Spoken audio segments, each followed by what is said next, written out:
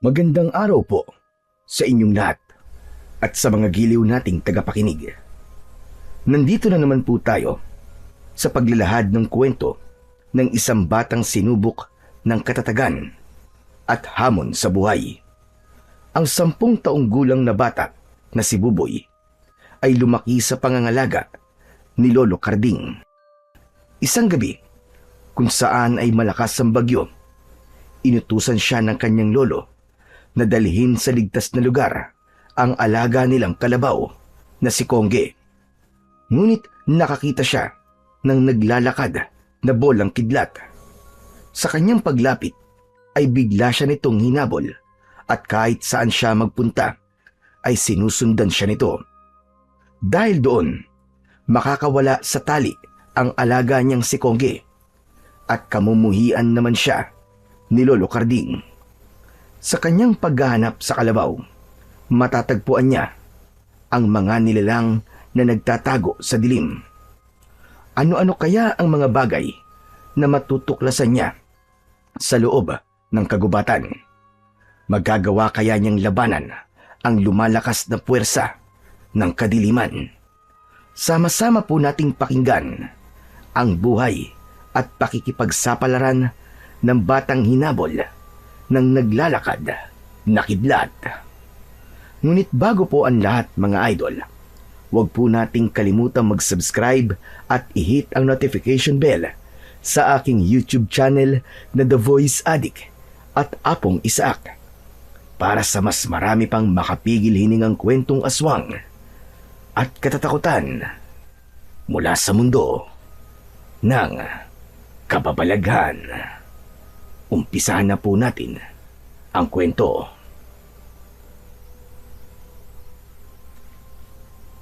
Pambihira! Diyos mo yung batang ere! Abay, nandito ka pa rin. Hindi mo talaga susundin ang ipinag-uutos ko. Puntahan mo na ang kalabaw natin doon sa bukid. At baka tumaas ang tubig sa ilog. Umapaw na naman yun hanggang sa pinagtatalian natin ng kalabaw. Aba, maawa ka naman sa hayop mo, boy. Pababayaan mo bang malunad doon si Kongge? Aba, pambihira ka talaga bata ka, oo. Ang hirap-hirap mong utusan. Paano, Lolo Carding? Natatakot po kasi ako sa kidlat at kulog eh. Bakit naman po kung kailan kasi umuulan at malakas ang hangin eh, sa kanya pa po ako uutusan na pumunta sa bukid? Maawa rin naman po kayo sa akin. Aba, pambihira ka talaga bata ka, oo. Hindi mo ba alam na may bagyo tayo ngayon? Abay, ilang oras lang maaaring umapaw na ang tubig sa ilog dahil sa malakas na ulan. Bakit kung mainit ba ang panahon ay uutusan kitang kunin si Kongge sa bukid? Hala, sige na, kumilos ka na. Bakit ba panay ang reklamo mo, Boboy? Ay, Diyos mio, puro ka nalang reklamo. Kung gumagalaw ka dyan, di sana itapos na. Baka nakauwi ka na kagad. Saka ano bang kinakatakot mo? Hindi ka naman hahabulin ng ulan eh. Hindi naman po ako natatakot sa ulan, Lo eh. Kundi natatakot po ako sa malakas na kulog at kidlat. Saka ang lakas na po ng ulan, Lo. Ayoko na pong pumunta ron. Natatakot po ako mag-isa eh. Ay, nako, bata ka. Ang ibig mo ba sabihin eh, pababayaan na lang nating malunod ang alaga nating kalabaw? Abay, pambihira. Mas mahalaga pa sa'yo ang kaduwagan mo kaysa sa buhay ni Kongge. Hindi niyo po kasi naiintindihan, Lo eh. Marami pong tinatamaan ng kidlat, lalo na po kapag malakas po ang ulan. Kaya natatakot po talaga ako. Lo, ayoko po talagang pumunta ron. Abay, Diyos ka, ano ba naman ito? Puro ka na lamang katwiran. Wala naman sa lugar. Hindi ka naman dapat matakot sa kidlat dahil wala pa namang tinatamaan ng kidlat dito sa lugar natin. Kaya't sige na. Puntahan mo na ang kalabaw natin at nang mapanatag na loob ko. No, ayoko po talaga. Hanggat di niyo po sinasabi kung paano nabubuo ang kidlat para maniwala akong hindi na nakakatakot ang kidlat. Ay nako, wala na talaga akong masabi sa'yo. Kapag ayaw mo mautusan, ang dami mong katwiran. Sawag-sawa na ako sa kaduwagan mo, Buboy. Hindi na nakakatuwa. Nakakabwisit na. Bakit ba kailangan kong pumunta ron, Lo? Kayo na lang po ang kumuha sa kalabaw natin. Sa anong magagawa ko talaga naman pong natatakot po ako sa kulog at kidlat Noon pa naman po ako ganito Kaya sige na po, Lo. Kayo na lang po ang pumunta doon. Hindi ako pwedeng lumusong sa tubig lalo na kapag umuulan. Masakit ang paa ko dahil sa rayuma. Isa pa, Apo. Diyos ko naman, matanda na ako. Madali akong kapitan ng ubo at sipon. Kapag nagkasakit ako, paano na tayo? Kung mapapahamak naman si Kongge, Aba, wala na akong makakatulong sa pagbubukid. Para naman po sinabi niyong ayos lang po kapag ako naman ang nagkasakit. Hindi naman sa ganon, Apo. Matanda na nga si Lolo. Hindi ko na kayang tumagal sa lamig. Apo, nakikiusap ako sa'yo. Wala naman tayong ibang maaasahan Tayong dalawa na lamang ang magkasama sa buhay. Sino pa ba ang magtutulungan, kundi tayong dalawa lang? Kahit ngayon lang sana, sumunod ka naman sa utos ko, Buboy. Dahil mahirap mawalan ng kalabaw sa panahon ngayon. Lalo na't wala akong ibang makakatulong sa pagbubukid. Pasensya na po talaga, Lolo. Pero hindi ko po talaga kayang pumunta sa palayan ng mag-isa. Hindi naman po siguro aabuti ng tubig ang kinaroroonan ni Kongge. Muling gumuhit ang maliwanag na kidlat sa kalangitan. Kasunod ng malakas na pagdagundong ng kulog sa paligid. Nakakabingi, nakakagulat, at halos nakakonekta yon sa dibdib ng batang takot sa kidlat. Yun ang nararamdaman ng may 10 taong gulang na batang si Buboy sa tuwing malakas ang ulan at hangin. Madalas siyang nakakakita ng mga punong tinatamaan ng kidlat at talagang halos nasusunog ang mga yon sa isang iglap. Sinasabi ng karamihan na ang kidlat ay mas mainit ng 5 beses kesa sa temperatura ng araw. Kaya kung tatamaan ng kidlat ang isang tao, ay para na rin daw tinamaan yon ng milyong-milyong bultahe ng kuryente sa katawan. Yun ang dahilan kung bakit ganun na lamang ang takot ni Buboy sa kidlat at kulog. Dahil sa mga naging katwiran ni Buboy, ay hindi na rin nagsalita ang may 60 taong gulang na si Lolo Carding. Naupo ito malapit sa bintana habang nakatanaw sa labas ng kanilang bahay.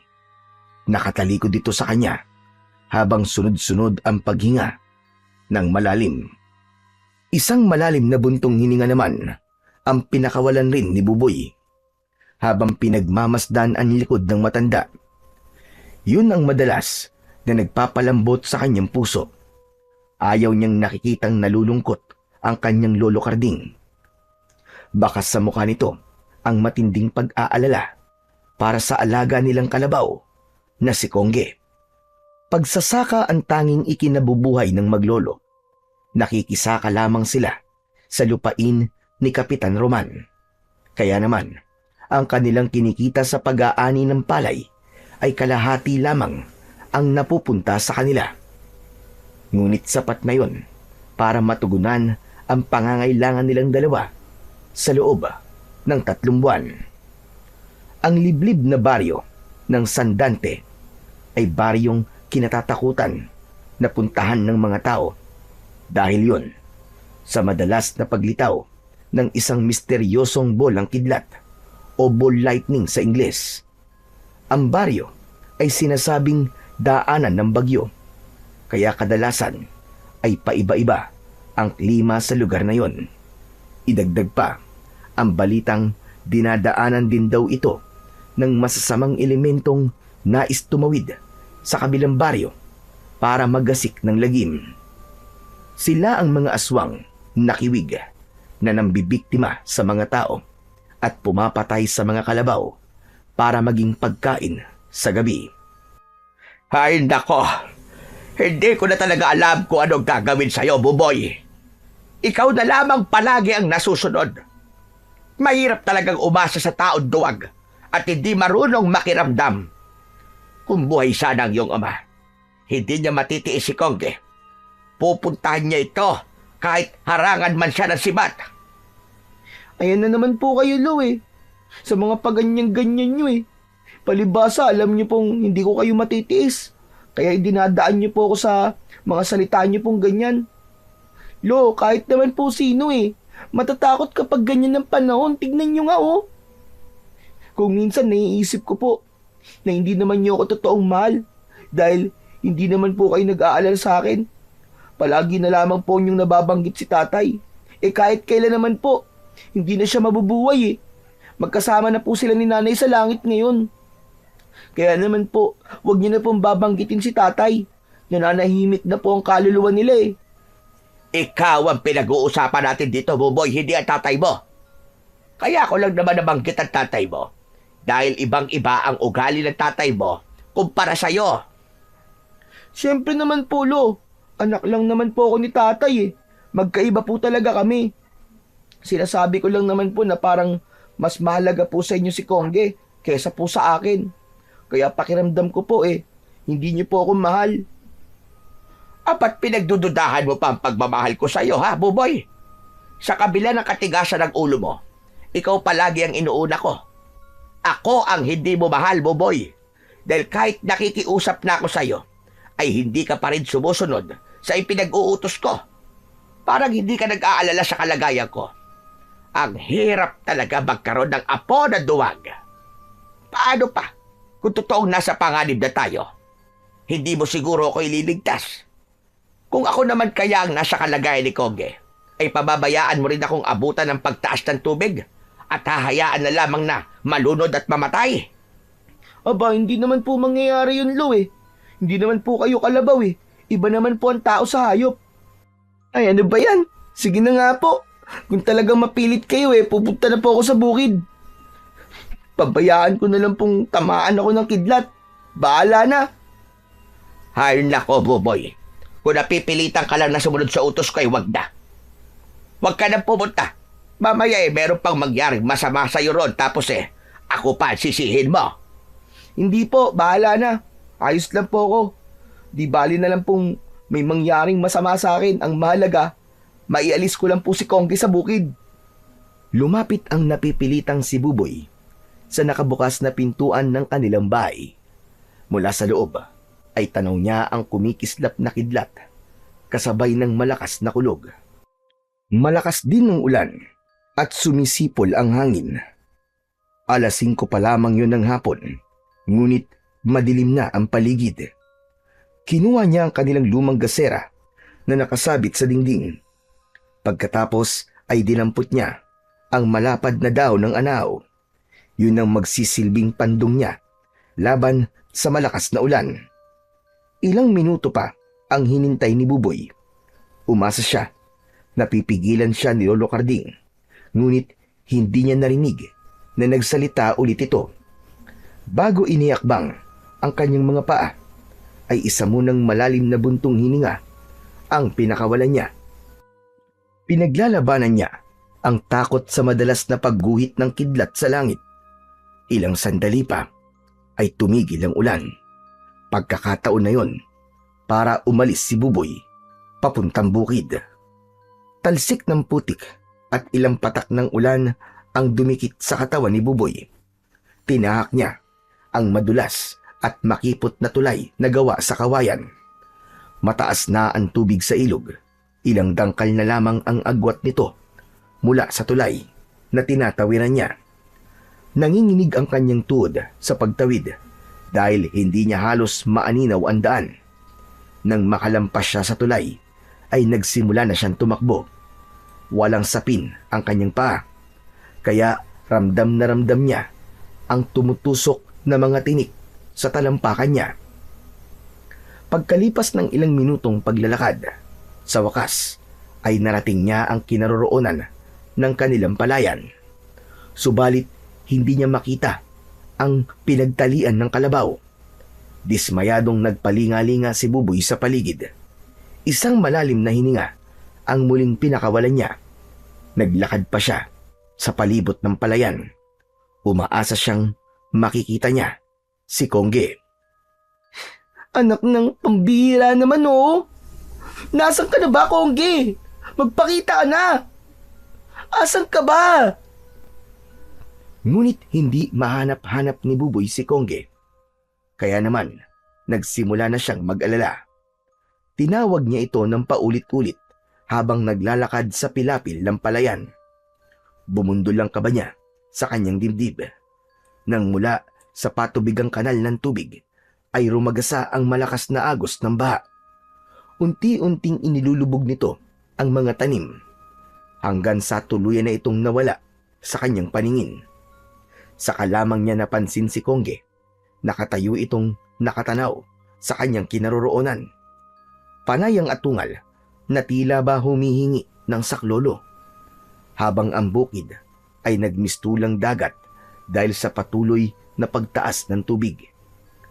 Mabilis na tumakbo si Buboy papunta sa kinaroroonan ng kalabaw, habang ang tubig ay halos umabot na sa kanyang bewang. Kaya naman, nahirapan na siyang maglakad. Kulang na lang ay mabingi siya sa sariling tibok ng kanyang puso dahil bigla niyang narinig ang muling pagguhit ng kidlat sa kalangitan. Hanggang sa tuluyan niya ng malapitan si Kongge. Kinausap niya ito na parang isang tao. Ano ka ba naman, Kongge? Kanina pa ako nagtatawag sa'yo eh. Bakit kayo ka lang nagpakita? Pambihira ka naman, oo. Nakikita mo nang mabilis ang pagtaas ng tubig eh. Hindi ka pa rin umaalis dyan. O yan. Wala na, tatanggal ko yung tali mo. Umalis na tayo rito. Mabuti na lang pala eh, may dala akong ilaw na gasera. Nakikita na natin ang daan. Sa paghakbang ni Buboy ay biglang lumakas ang ihip ng hangin. Sumisipol na parabang gusto silang tangayin. Ngunit bigla siyang nakaramdam ng kakaibang presensya ng nilalang sa paligid. Bumundol ang kaba sa kanyang dibdib at napasulyap sa natitigilan na rin na kalabaw. Humuni ito ng malakas at panayang kamot sa tiyan gamit ang sungay nito. Nararamdaman mo ba yun, Kongge?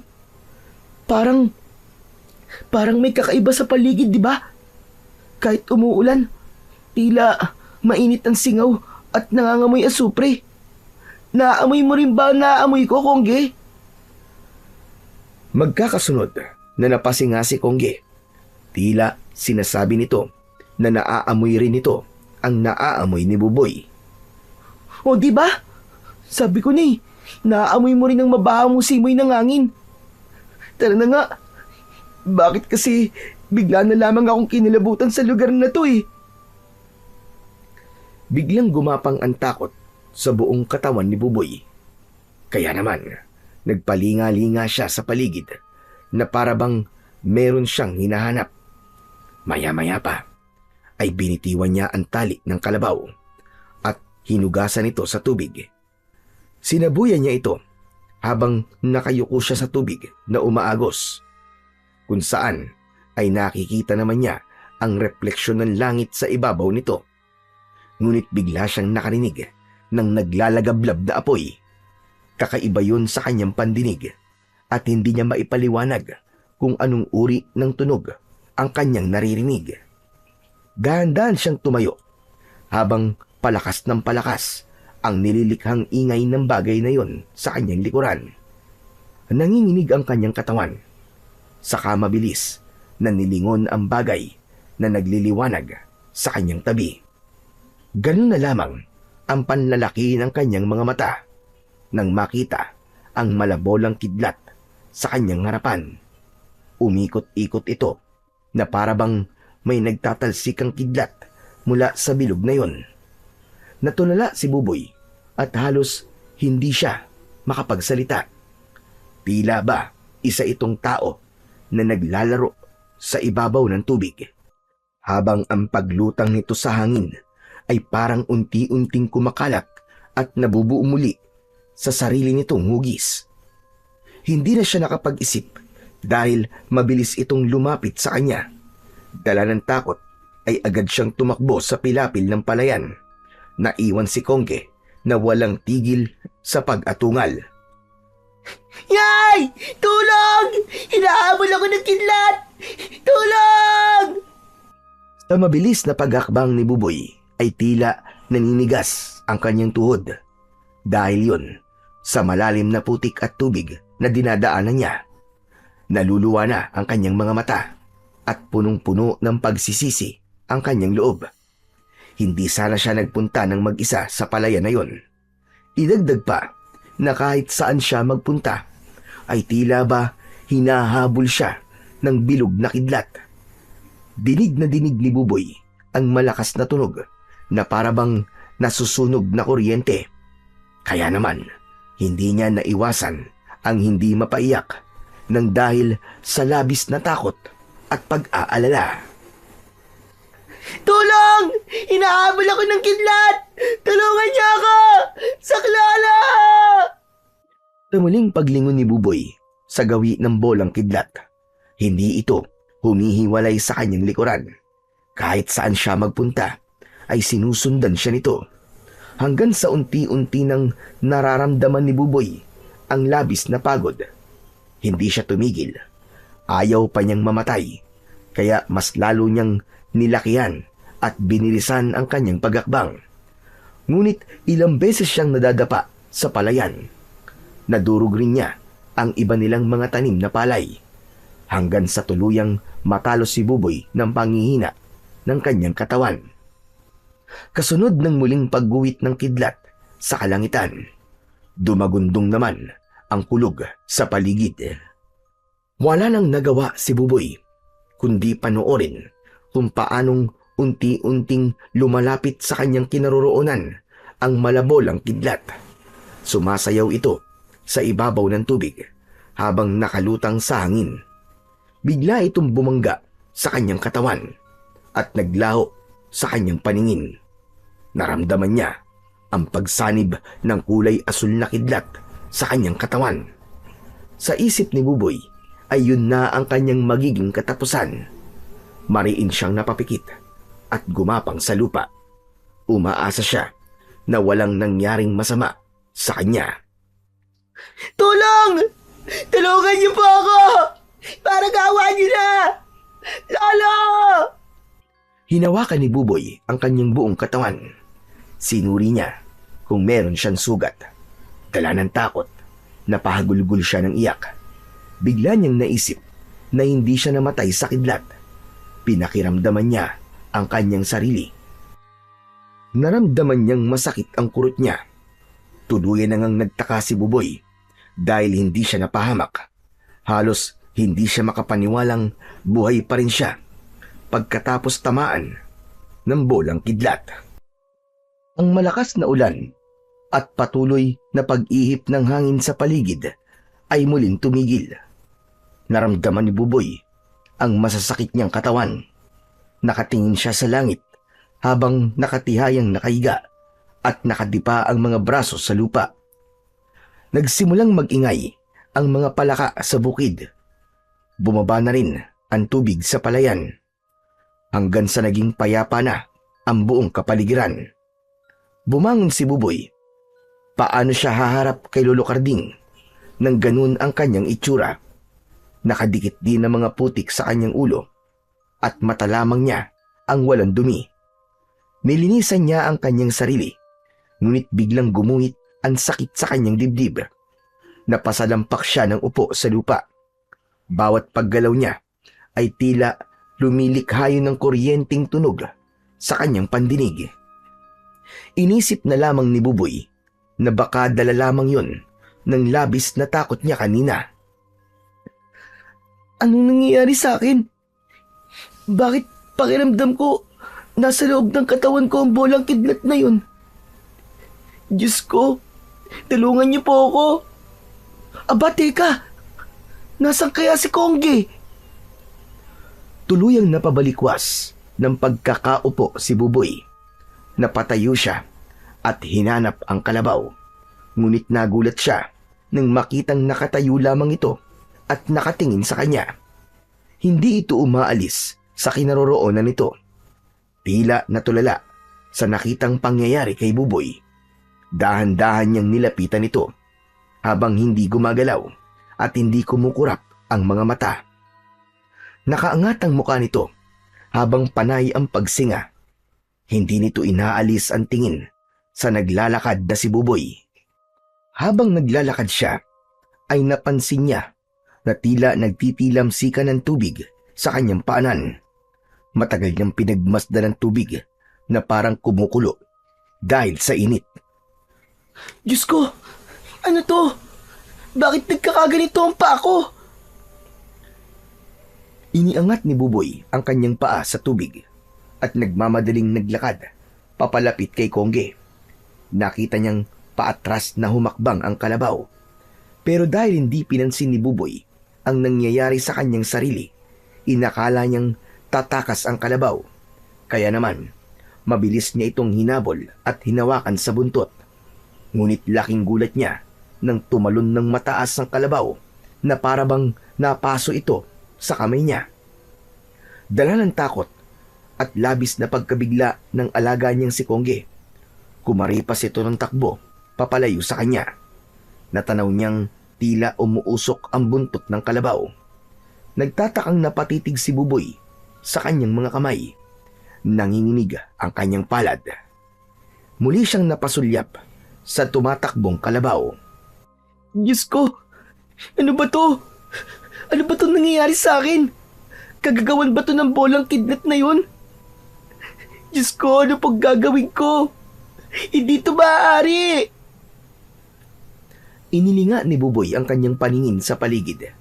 Hindi niya alam ang kanyang gagawin ng mga sandaling yon. Mabuti na lamang at sumilip na ang buwan sa ulap at lumiwanag ang kanyang paligid. Malinaw niyang naaninaw ang lugar kung saan siya naroroon. Sinulyapan niya ang kanyang lumang gasera. Nasa lupa na ito at nakatumba. Agad niya yung kinuha, saka muling tumingin sa gawi ni Kongge.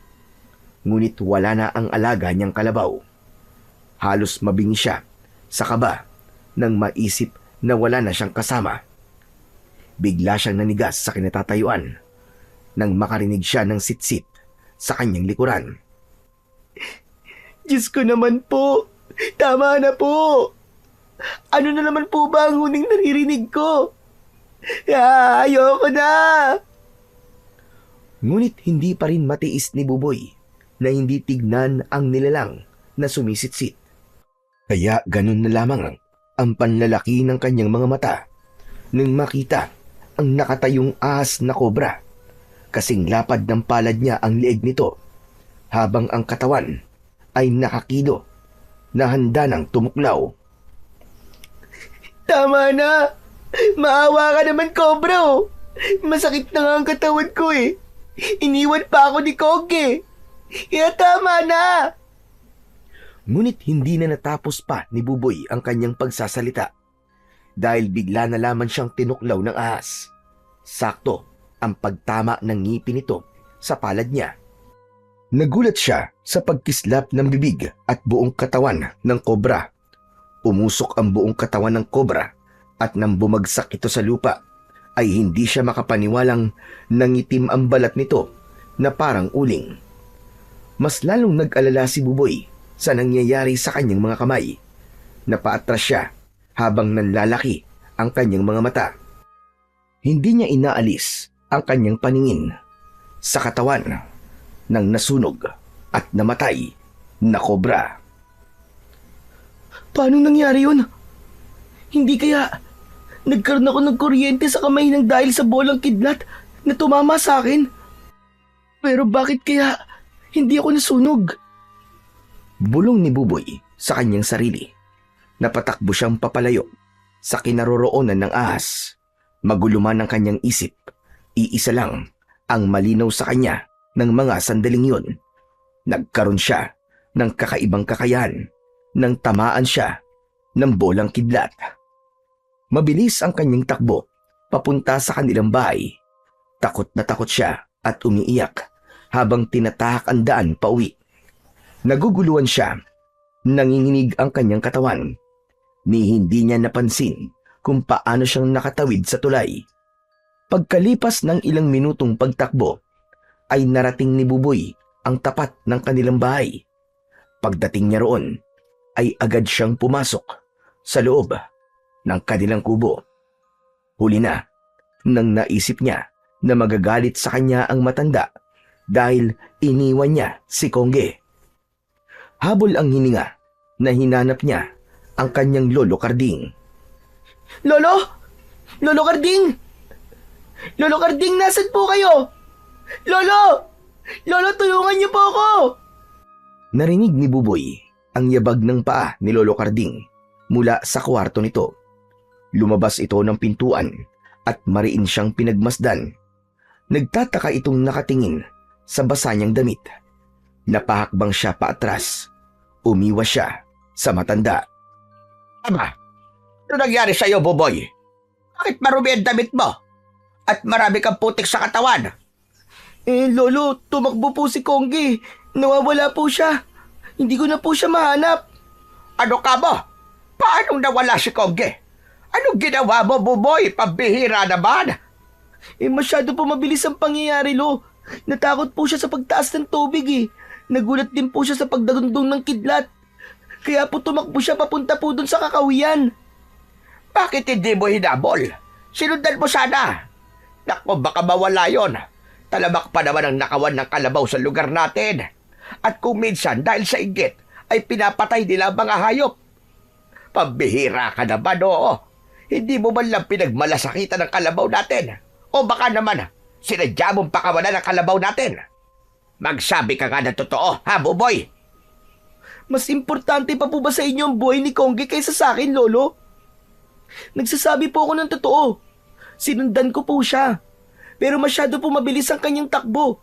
Hindi ko po talaga siya naabutan, Lo. Maniwala naman po kayo sa akin. Hindi po ako nagsisinungaling sa inyo. Kailangan ni Buboy na magsinungaling para malaman ng matanda kung ano ang nangyari sa kanya sa palayan. Paano kitang paniniwalaan, Buboy? Sige nga, sa katigilan mo na ang pagkukumpara kay Kongge at sa'yo. Magkaiba kayo, pero pareho ko kayong pamilya. Sinabi ko na nga ba't yung pagrereklamo mo kanina ay merong kapalit? Pinabayaan mo ang kalabaw natin. Yun ang totoo. Wala ka talaga silbing utusan.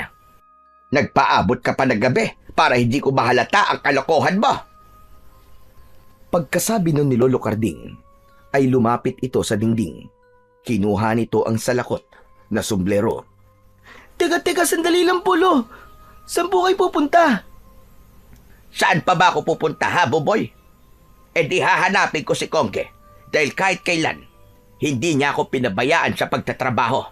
Tinutulungan niya akong mapagaan ang gawain ko. Kaya hindi ko siya pwedeng pabayaan. Hahanapin ko siya. Pero Lo, gabing-gabi na po. Baka po mapahama kayo. Huwag na po kayong umalis. Hindi pwedeng hayaan ko magpagala-gala sa labas si Kongge. Masyadong delikado para sa kanya. Kaya kung totoong nagmamalasakit ka sa akin, sana man lang hinanap mo siya. Lolo, kalabaw lang po si Kongge. Buhay niyo po ang nakataya kung sakaling mapahamak po kayo. Talaga po bang hindi mahalaga sa inyo ang buhay niyo? Mahalaga sa akin ang buhay ko, Buboy. Pero mahalaga rin sa akin si Kongge. Kahit ikaw, kapag nawala ka, hindi kita susukuan. Hahanapin din kita. Yun ang tinatawag na pamilya. Kaya wag mo kong pipigilan. Dahil sa oras na mapahamak si Kongge, ikaw ang mananagot sa akin. Tandaan mo yan. Hindi na napigilan ni Buboy na umalis ang matanda. Natanaw na lamang niya itong tumakbo sa madilim na bahagi ng daan. Wala itong dalang ilaw at wala ring dalang itak na panlaban sa mga mababangis na hayop na makakasalubong nito sa gubat. Napuno ng takot at pag-aalala ang dibdib ni Buboy. Gusto man niyang pigilan si Lolo Karding, subalit natatakot siyang mahawakan sa kamay ang matanda. Nag-aalala siyang baka mangyari din dito ang nangyari sa ahas kanina. Kaya muling pumatak ang luha sa kanyang mga mata. Hindi siya sanay na palaging nagagalit sa kanya ang kanyang Lolo Karding. Idagdag pa ang hindi makakalimutang banta nito sa kanya. Kaya lihim siyang nagagalit sa alaga niyang si Kongge. Para sa kanya ay kasalanan nito kung bakit palagi siyang nasesermonan ni Lolo Karding. Maya-maya pa ay naramdaman ni Buboy ang panghihina ng kanyang katawan. Pakiramdam niya ay para siyang lalagnatin. Mabigat ang hakbang na pumasok siya sa loob ng kanyang silid. Isinarado niyang mabuti ang pinto para hindi makapasok ang matanda. Hanggat maaari ay iiwasan niyang mahawakan si Lolo Carding at ililihim dito ang totoong nangyayari sa kanya. Kaya naman, nagsimula na siyang magpalit ng damit. Pagkatapos magbihis, ay binalot niya ng kumot ang kanyang katawan. Nahiga siya sa katre habang pinagmamasdan ang mga kamay. Tinignan niya kung masusunog ang tela ng kumot, ngunit nagtataka siyang walang reaksyon ang bagay na yon sa palad niya. Kung ganun, sa mga may buhay ka lang nagkakaroon ng reaksyon? Ano kaya ang nangyayari sa akin? Bakit kaya nagkakaganito ang mga kamay ko? Matagal na pinagmasdan ni Buboy ang kanyang mga palad. Ngunit pagkalipas ng ilang minuto, habang hindi pa dinadalaw ng antok si Buboy, bumalandra ang pinto sa kanilang balkonahe. Tila ba may pumasok na isang malakas na nilalang. Bumilis ang tibok ng kanyang puso at pinakiramdaman ang ingay sa labas ng kanyang silid. Maya-maya pa ay narinig niya ang malakas na boses ni Lolo Carding. Galit na galit ito na pilit binubuksan ang nakasaradong pintuan ni Buboy. Mabilis siyang napatayo sa kanyang katre at maingat na hinarangan ang kanyang pinto upang hindi makapasok ang matanda. Buboy! Buksan mo ang pinto! Talagang tatamaan ka sa akin na bata ka. Nasaan si Kongge? Saan mo siya dinala? Lolo Carding, wala po akong alam sa sinasabi nyo. Talaga pong tumakbo siya sa bahagi ng kakahuyan. At hindi ko na po alam kung saan po siya nagpunta. Hindi ako naniniwala sa'yo. Siguro, iniligaw mo siya sa kakahuyan dahil matagal ka ng galit sa kalabaw ko. Lumabas ka rito, bata ka, mag-usap tayo. Kung hindi, sisirain ko tong pintuan mo. Sinasabi ko sa'yo, Buboy. Tatamaan ka talaga sa akin. Punong-puno na ako sa'yo. Habang nagwawala si Lolo Carding sa labas ng silid ng bata, ay malakas din ang tibok ng puso ni Buboy. Takot na takot siyang baka makapasok ang matanda sa loob ng kanyang kwarto. Kaya halos mamula ang kanyang kamay sa pagtulak sa dingding ng pinto. Ngunit biglang lumitaw ang tila agresibong kuryente sa kanyang mga kamay. Lumilikha yun ng tunog na tila nasusunog na kuryente. Halos mabingi si Buboy sa naririnig niyang ingay sa kanyang paligid. Maya-maya pa ay muling umalingaw-ngaw ang malakas na sigaw ni Lolo Carding. Sinasabi na buksan mo ang pinto na to, Buboy. Bakit ka ba nagsasara ng pintuan? Harapin mo ako. Halata talaga na may ginawa kang masama, lintik ka, bata ka. Dahil umiiwas ka. Sumagot ka. Huwag kang magkulong sa kwarto. Buksan mo ito. Wala po akong ginagawang mali, Lolo. Bakit po may pinagpipilitan nyo na may ginawa po ako masama sa kalabaw natin? Ganyan na po ba kasama ang tingin nyo sa akin, Lo? Apo nyo po ba talaga ako? Hindi naman po kayo dating ganyan, ah. Kapag nagkakamali po ako, hindi po kayo nagagalit. Pinagsasabihan lamang po ninyo ako. Pero nang si Konggi na ang nawala, bigla po kayo nagkaganyan. Hindi ko na po kayo naiintindihan. Tila naramdaman ni Lolo Carding ang naluluhang boses ni Buboy, kaya bigla itong tumahimik sa labas ng kanyang kwarto. Ngunit hindi nagtagal ay muli itong nagsalita. Merong himig na galit at pagsisisi. Alam mo ba kung bakit na mahal ko si Kongge? Itinuring ko siya na para kong tunay na anak. Dahil iniligtas niya tayo sa bingit ng kamatayan. Nang minsan na sinalakay tayo ng mga aswang na kiwig. Siya ang nasugatan. May damdamin siya na parang sa tao. Kaya nasisiguro kung sinaktan mo siya kaya kanya iniwan. O binugbog mo siya ng palo. Kaya siya umalis. Nag-aalala kung matsempuan siya ng mga gutom na aswang. Talagang hindi kita mapapatawad kung merong mangyaring masama sa kanya. Isang tahimik na paghikbi ang narinig ni Buboy mula sa labas ng kanyang kwarto. Tila ba may kutsilyong sumaksak sa kanyang dibdib nang marinig ang pagluha ng matanda. Yun ang kauna-unahang pagkakataon na umiyak si Lolo Karding. Kaya naman, naipangako niya sa kanyang sarili na bukas din ay hahanapin niya si Kongge. Alam niya na ngayon kung bakit gano'n na lamang ang pagmamahal ng lolo niya sa kalabaw na yon. Isang bagay na hindi niya naiintindihan sa una. Bumagsak ang luha sa mga mata ni Buboy habang nakatitig sa nagliliyab niyang mga kamay. Pagkatapos marinig ni Buboy ang pahayag na yon ni Lolo Karding, narinig niya ang yabag ng paa nito papalayo sa kanyang kwarto. Saka lamang siya nakahinga ng maluwag nang hindi na ito nagtangkang pumasok pa. Nangihinang muling napaupo si Buboy sa kanyang katre, saka pabulong na nagsalita habang nakatitig pa rin sa kanyang mga kamay. Kailangang hindi malaman ni Lolo ang tungkol sa mga kamay ko. At kung ano ang totoong nangyayari sa akin, hanggat hindi ako nakakasiguradong ligtas si Lolo, hindi ko siya maaaring hawakan. Hindi niya dapat malaman ang tungkol sa kidlat na lumalabas sa aking mga kamay. Pero, ano ba ang gagawin ko? Diyos ko, gabayan niyo po ako. Huwag niyo po sanang hayaang mapahamak si Kongge. Kung ano man po ang bagay na to sa mga kamay ko, maluwag ko pong tatanggapin. Kung ito po ay galing sa inyo. Isang malalim na buntong hininga ang pinakawalan ni Buboy. Naiga siya sa kanyang katre at saglit na nagpahinga. Dala ng matinding pagod at nararamdamang mataas na lagnat, ay agad na nakatulog si Buboy. Kinabukasan ay maagang nagising si Buboy. Inunahan niyang bumangon si Lolo Karding. Hanggat maaari ay ayaw niya munang makipag-usap sa matanda. Pagkatapos niyang maihanda ang kanyang mga gagamitin sa paglalakad, ay tahimik siyang lumabas ng bahay. Malamig ang simoy ng hangin dahil konti pa lamang ang liwanag na makikita sa paligid. Ang tilaok ng manok ang maririnig sa tahimik na labas ng bahay ng matanda. Masarap sa pakiramdam ang hangin mula sa payapang kapaligiran. Ganun kaginhawa ang hangin kapag nakakalipas ang bagyo sa isang lugar. Mabibigat ang paa na sinimulan niya nang maglakad para hanapin ang alagang kalabaw na si Kongge.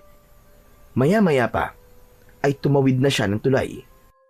Kasunod ang pagtahak sa makipot na daan ng pilapil ng palayan. Pagsapit niya sa bukid ay nakita niya ang epekto ng bagyo sa kanilang palayan. Malungkot at punong-puno ng panghihinayang ang naramdaman ni Buboy ng mga sandaling yon. Naglakad siya hanggang sa pagpasok sa masukal na kagubatan. Tahimik niyang tinatak ang daan habang walang tigil ang paglinga sa buong paligid. Umaasa siyang mahahanap at makikita niya ang kalabaw na si Kongge. Pagkalipas ng ilang minuto ay natanaw niya ang isang grupo ng mga tanod. Kasama ng mga ito si Kapitan Roman. Sinubukan niyang umiwas, ngunit nakita na siya ng mga ito. Nakakunot ang noo ni Kapitan Roman na nakatingin sa gawi ni Buboy. Oh, Buboy! Anong ginagawa mo dito sa gubat? Abay, maaga pa. Magandang umaga po, Kapitan. Hinahanap ko po kasi si Kongge. Nawala po siya kagabi. Aba, magagalit sa si Tatay Karding. Nako, bakit mo naman pinabayaang makawala? Marami pa naman kaming nadaan ng mga kalabaw dyan sa kakauyan na nabagsakan ng mga puno. Kinain na nga lang ng mga mababangis na hayop ang mga laman loob ng mga yun eh.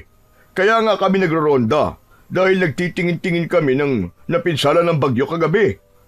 Nakita niyo po ba si Kongge sa mga nabagsakan po ng puno, Kapitan? Tumingala ang lalaki na tila ba nag-iisip at inaalala kung kasama nga ang kanyang alagang kalabaw sa mga nabagsakan ng puno. Sobra ang kanyang pag-aalala dahil nasisiguro niyang magagalit talaga sa kanya si Lolo Karding. Maya-maya pa ay sumabat sa usapan ang isang tanod na kilala lamang ni Buboy sa pangalan na Adano. Sinabi nitong kilala nito ang kalabaw niyang si Kongge at nakakasiguro raw ito na wala ang kanyang alaga sa mga nabagsakan ng puno. Kaya naman ay nakahinga siya ng maluwag. Maraming salamat po at nakilala niyo po si Kongge, Mang Adano. Pero nasan po kaya siya? Hindi niyo po ba alam kung saan siya nagpunta? Ang ibig ko pong sabihin baka naman po nakita niyo ang kalabaw namin. Ay, naalala ko nga pala, Buboy. Kanina ay meron akong nakasalubong na matandang babae. Nakatira siya sa pusod ng kagubatan. At sabi niya meron daw tong nakitang kalabaw na kumain sa kanyang pananim na mga saging. Ang mabuti pa kaya puntahan mo na. At baka si Kongge na nga ang nakita na matandang yon. Biglang nagkaroon ng pag-asa si Buboy. Tuwang-tuwa siya sa sinabi ni Kapitan Roman. Muntik pa niya itong mahawakan sa braso, ngunit napigilan niya ang kanyang sarili. Napaatras siya ng hakbang at napangiti na lamang sa mga tanod at kay Kapitan. Maraming salamat po, Kapitan. At sa inyo po, Mang Adano. Sige po, pupuntahan ko na po si Kongge. Ay hala, sige na. Umalis ka na. At baka kung ano pa ang gawin ng matandang yun sa kalabaw.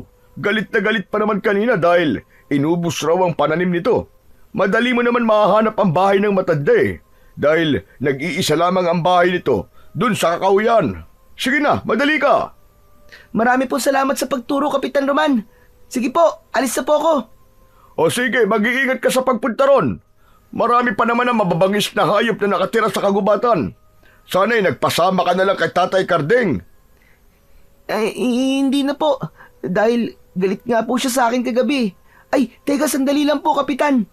Kilala niyo po ba ang matandang babae na kumuha po kay Kongge? Naku, pasensya na, Buboy. Dahil lang ang matandang yun. Sa tingin ko nga masungit at masama ang ugali niya. Basta't mag-iingat ka na lang sa pagpunta ron. Tanggapin mo na lang ang galit niya dahil kasalanan mo rin naman Sayang kasi yung nasirang pananim ng matanda. Baka pabayaran pa sa inyo yun. Ay siya, sige na. Kami aalis na rin. Nang tumalikod sa kanyang harapan ang mga ito, ay nagsimula na rin na maglakad si Buboy papasok sa gubat. Panay pa rin ang buntong hininga niya dahil sa labis na pag-aalala para sa kalabaw.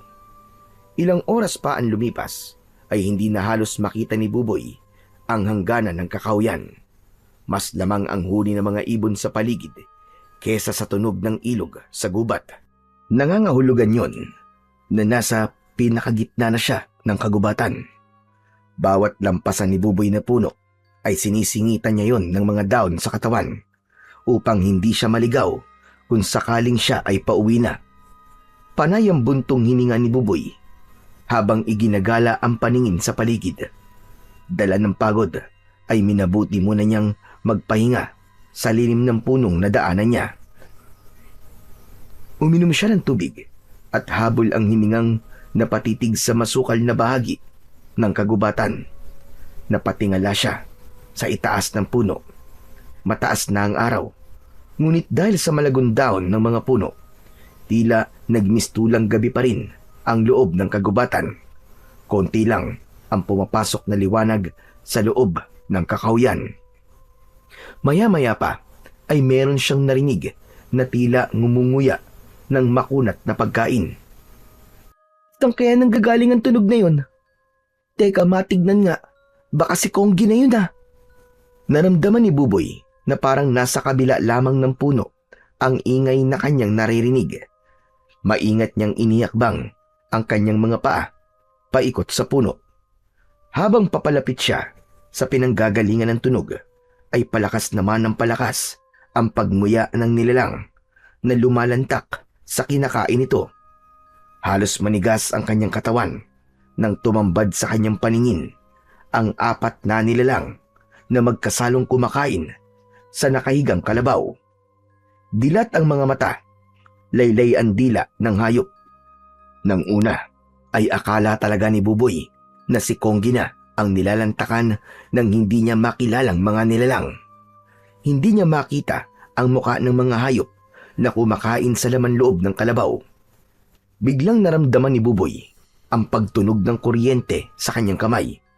Tila isang kidlat na gumuguhit sa kanyang palad. Muli siyang napatingin sa kinaroroonan ng mga nilalang na umaangil habang kumakain.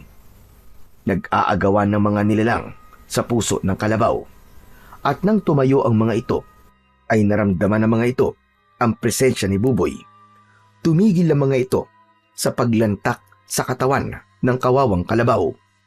Humarap ang mga ito sa kanya habang nakangising nakatitig ang mapupula nitong mga mata.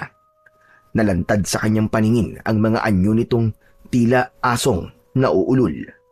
Naglakad ang mga ito ng pagapang, papalapit sa kanyang kinaroroonan. Nagsipag taasan ang balahibo niya sa katawan at mas lumakas ang tunog ng kuryente na lumalabas sa kanyang mga palad. Wag! Huwag kayo lalapit! Nakikiusap ako! Huwag kayo lalapit! Saka lamang naaninaw ni Buboy ang itsura ng aswang na kiwig. Nakabaluktot ang mga ito na parang kuba. Pagapang kong maglakad habang ang mga mata ay napakapupula. Maitim ang balat at ang buntot ay nakaunat ng tuwid. Mas lalong natakot si Buboy nang lumitaw ang malalagari nitong mga ngipin habang walang tigil sa pag-angil. Wag! Maawa na kayo! Huwag niyo akong sasaktan! Huwag kayo lalapit! Itinaas ni Buboy ang kanyang dalawang palad habang paatras na naglalakad papalayo sa apat na aswang na walang tigil sa pagakbang. Ngunit bigla na lamang lumukso ang nilalang papunta sa kanyang kinaroroonan. Ganon din ang tatlo pang aswang na tila nag-aagawan sa paglapit kay Buboy. Mabilis ang pagpihit ng kanyang mga paa at tumakbo ng mabilis papalayo sa mga aswang na humahabol sa kanya. Wala nang pakialam si Buboy kung saan man siya mapunta. Ang mahalaga, makatakas siya sa mga aswang na kiwig. Tulong! Tulungan niyo ako! Saklolo! Umalingaw-ngaw ang sigaw ng paghingi ng tulong ni Buboy. Halos hindi lumapat ang kanyang paa sa lupa. Saka lang din niya napansin na tila mabilis siyang tumakbo. Malayo na kagad ang agwat niya sa mga aswang. Ngunit biglang gumuhit ang malakas na kidlat sa kalangitan. Kasunod nun ang pagdagundong ng kulog sa paligid. Umihip ang malakas na hangin at bumuhos ang malalaking patak ng ulan. Napayuko si Buboy. Takot na takot siya sa kulog at kidlat. Kaya naman, sa pagtigil niya sa pagtakbo, ay huli na ang lahat para tumakas. Dahil napapalibutan na siya ng mga aswang. Kasabay ng walang tigil na pagkidlat, ay binalot na ng takot si Buboy. Lolo! Lolo, tulungan niyo po ako! Tulungan niyo po ako! Taklob ng dalawang palad ang dalawang tenga ni Buboy. Pumatak ang masaganang luha sa kanyang mga mata at inisip niya na yun na ang magiging katapusan niya.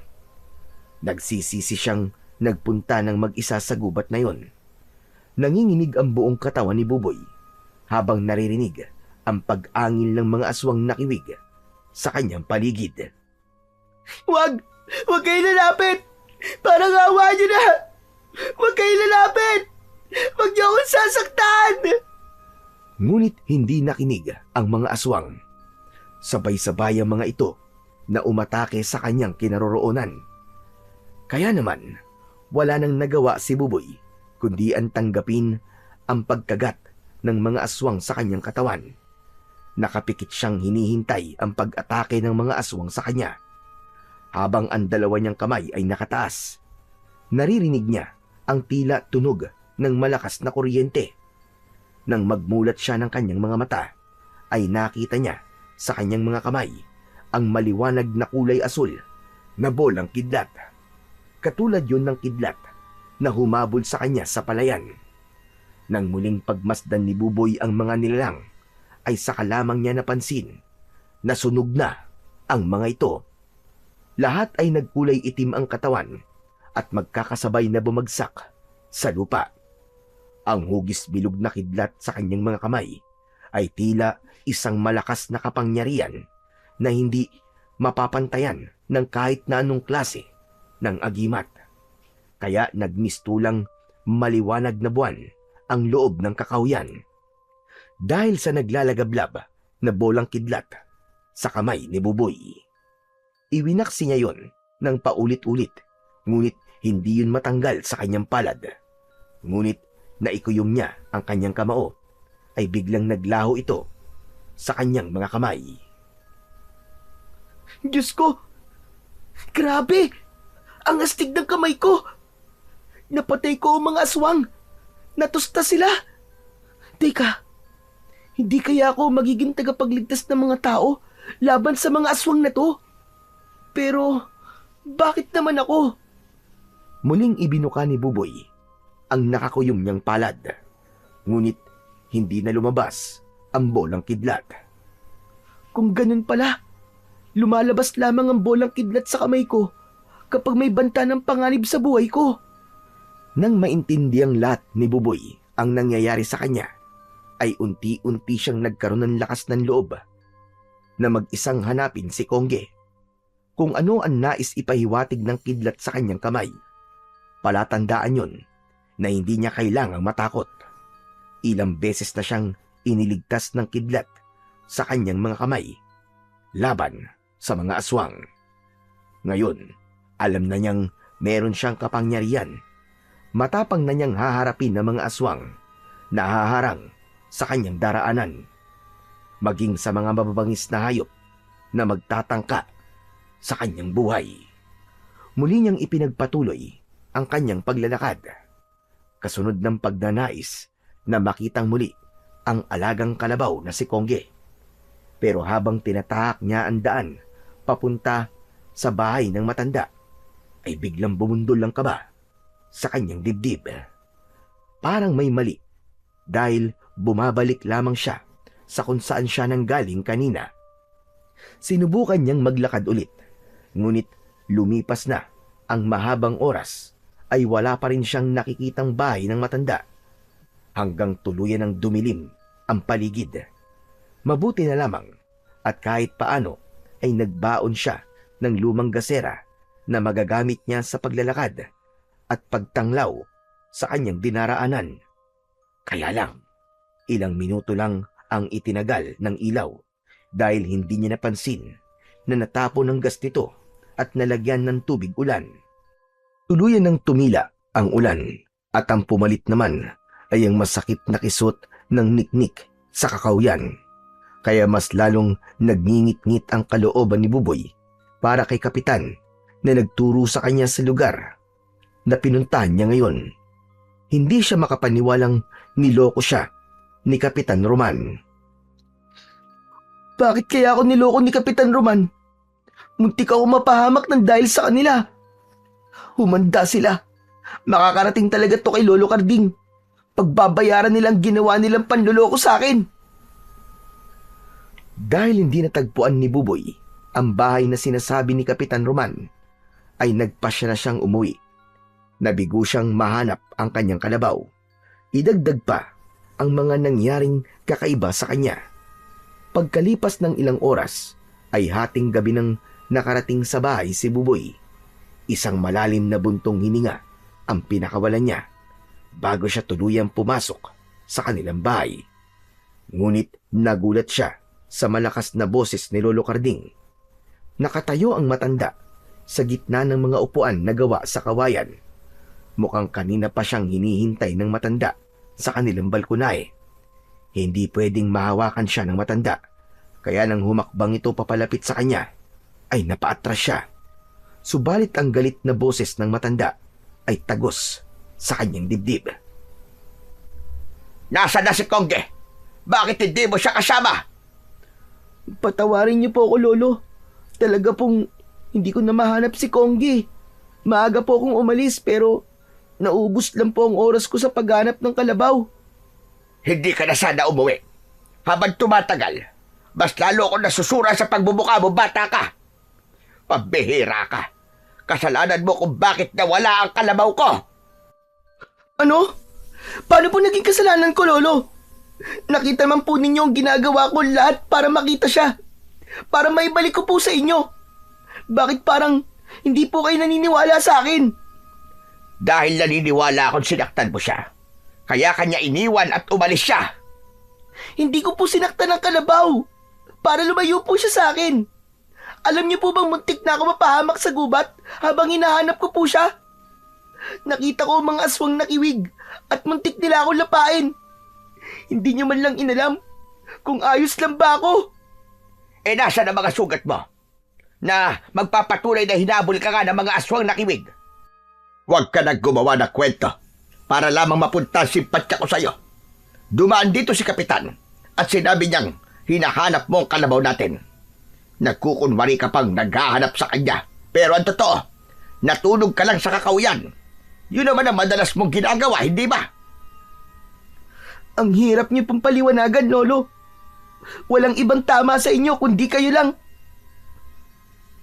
Kahit na anong ipaliwanag ko, ay hindi naman po kayo naniniwala sa akin. Baliwala lamang po ang paghihirap ko. Kaya tama na. Kasalanan ko na po ang lahat. Sige na, ako na po may kasalanan. Dahil sa mga sinabi ni Buboy, ay nagalit ang matanda. Dumampot ito ng patpat sa gilid ng pinto at tangkasa ng ihahampas sa kanyang katawan. Subalit malakas siyang sumigaw habang nakataas at nakaharang ang kanyang mga kamay. Lolo, tama na po! Tama na po! Huwag niyo pong gagawin yan. Nakikiusap po ako sa inyo, Lo. Tama na! Naramdaman ni Buboy ang pag-iinit ng kanyang palad. Tila lalabas ang kuryenteng nasa kamay niya, kaya maagat niyang ikinuyom ang kanyang kamao at lumayo ng ilang dipa sa matanda. Pero sinugod siya nito at iwinasiwas ang patpat sa ere para hagipin siya ng palo. Mabuti na lang at nagawa niya yung maiwasan. Walang tumama sa kanyang katawan ni dulo ng daliri ng matanda ay hindi niya hinayaang lumapat sa kanyang katawan. Lolo, nakikiusap po ako sa inyo. Parang awa niyo na po. Huwag na wag po kayong hahawak at huwag niyo rin po akong papaluin. Mahal na mahal ko po kayo. Bakit niyo po ba ito ginagawa sa akin? Gaano po ba kalaki ang nagawa kong kasalanan? At kailangan niyo po akong saktan. Dahil matigas ang ulo mo. Hindi ko matanggap na lumaki ka ng ganyan. Sana hindi na lang kita binuhay. Kasalanan ko talaga. Kinuha pa kita para alagaan. Alam mong mahalaga sa akin ang kalabaw na yon. Pero bakit pinabayaan mo? Kahit na ano pong sabihin niyo, Lo, hindi ko pa rin po naiintindihan kung bakit sobra po ang pag-aalala niyo sa kalabaw na yon. Ang hayop po napapalitan pero ang tao, ako na apo niyo. Kahit na kailan ay walang kapalit. Nag-iisa lang po ako. Saka, bakit po ba pinagsisisihan yung inilagaan niyo ako? Apo niyo po ba talaga ako? Tila natigilan ang matanda dahil sa tanong ni Buboy. Ngunit agad din na nakabawi at nagwala sa loob ng sala. Naiiyak na pinapanood ni Buboy kung paanong sinira ng matanda ang mga bangko. May ilang piraso pa ng kahoy na natanggal at tumama sa binti ni Buboy. Bumulwak ang dugo sa kanyang binti, ngunit nagulat siya nang makitang naghilom kagad yun. Agad niyang pinunasan ng dugong umaagos sa kanyang binti. Habang nagwawala pa rin si Lolo Carding. Lolo, tama na po. Sige po, kasalanan ko na po. Patawarin niyo po ako. Hanapin ko po si Kongge. Patawad po talaga, tama na po. Napasalampak ng upo sa sahig si Lolo Carding at napahagulgul ng iyak habang pinupunasan ang mga dugong umaagos sa kamay nito. Pinagmamasdan ni Buboy si Lolo Carding. Para bang may naramdaman siyang bigat sa dibdib nito. Punong-puno ng emosyon na tila pagod na ito sa buhay. Walang tigil sa pagtaas at pagbaba ng balikat habang humahagulgol ng iyak. Narinig ni Buboy ang paos na boses ng matanda. Wala akong kasalanan. Pero naghihirap ako ng dahil sa'yo. Naalala ko ang sakit. Sa tuwing nakikita kita, nagdudusa ako sa kasalanang hindi ko naman ginawa. Pero kahit kailan, hindi ako binigyan ng pagkakataon para magpaliwanag. Diyos ko, hindi ko to kagustuhan. Bakit kailangan kong pagdaanan ito? Lolo, ano po ba sinasabi nyo? Bakit po ba kayo nagkakaganyan? Nagiging magagalitin na po kayo.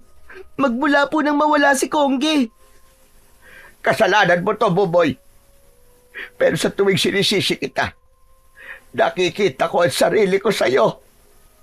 Tama na po, Lolo. Wala po akong naiintindihan sa mga sinasabi nyo. Balang araw, maiintindihan mo rin ang sinasabi ko. Kamumuhian mo ko at sisisihin sa kasalanang hindi ko naman ginawa. Nagkataon lamang na nandun ako. Wala akong alam. Diyos ko, pagod na ako. Kung minsan mas gusto ko na lamang na mamatay at hindi na magsikap para mabuhay. Dahil sa tingin ko, hindi ko na talaga kaya. Suko na ako. Lolo, wag niyo po sabihin yan. Patawarin niyo na po ako. Kung dahil sa akin nawala po ang kalabaw niyo. Tila libo-libong kutsilyo ang tumama sa puso ni Buboy nang marinig niya ang sinabi ng matanda. Ramdam na ramdam niya ang bigat ng pinagdadaanan nito. Gusto niya itong yakapin at sabihin na palagi lamang siyang nasa likod nito. Ngunit unti-unti nang lumalayo ang loob nito sa kanya. Nang dahil yon sa pagkawala ng alaga nilang kalabaw na si Kongge, biglang tumayo si Lolo Karding. Hindi inaasahan ni Buboy ang sumunod na ginawa ng matanda. Huli na para pigilan at iwasan itong mahawakan siya. Naramdaman ni Buboy ang palad ng matanda sa kanyang balikat. Nakita niya ang pagkislap ng liwanag sa kanyang balat. Ganon din ang paglitaw ng kidlat sa kamay ni Buboy. Tumalsik si Lolo Karding at bumagsak ito sa sahig, malapit sa may pintuan. Binalot ng takot at pag-aalala ang anyo ni Buboy. Hindi siya makalapit sa matanda. Napansin niyang napaso ang kamay ng matanda nang mahawakan siya. Lolo! Diyos ko! Hindi ko po sinasadya! Patawarin niyo po ako! Hindi kagad nakabangon si Lolo Karding. Hindi niya ito malapitan para alalayang makaupo dahil takot na takot siyang masaktan ulit ito. Rinig na rinig pa rin ni Buboy ang tunog ng tila nasusunog na kuryente sa kanyang palad. Biglang lumitaw ang kulay asul na liwanag sa malabolang kidlat sa kanyang kamay. Nanlalaki ang mga mata ni Lolo Karding. Gulat na gulat itong napatayo at napatingin sa muka ni Buboy. Sumiksik ito sa dingding na tila biglang natakot sa kanyang mga kamay. Anong ibig sabihin ng liwanag na yan, Buboy? Bakit meron bolang kidlat sa kamay mo? Hindi ko nga po alam, Lolo, kung ano po ito. Basta na lang po ako nagkaroon ng ganitong kuryente sa kamay nang tamaan po ako ng hugis bilog na kidlat. Anong sabi mo? Lo, aaminin ko na po. Ito po ang dahilan kung bakit tumakbo po papalayo sa akin si Kongge. Patawarin niyo po ako, Lo. Binala ko pong ilihim sa inyo ang nangyayari sa akin. Nang dahil po sa kakayahan kong to, napatay ko po ang mga aswang na kiwig na umatake po sa akin dun sa kagubatan. Lo, hindi ko na po alam ang gagawin ko. Tulungan niyo po ako.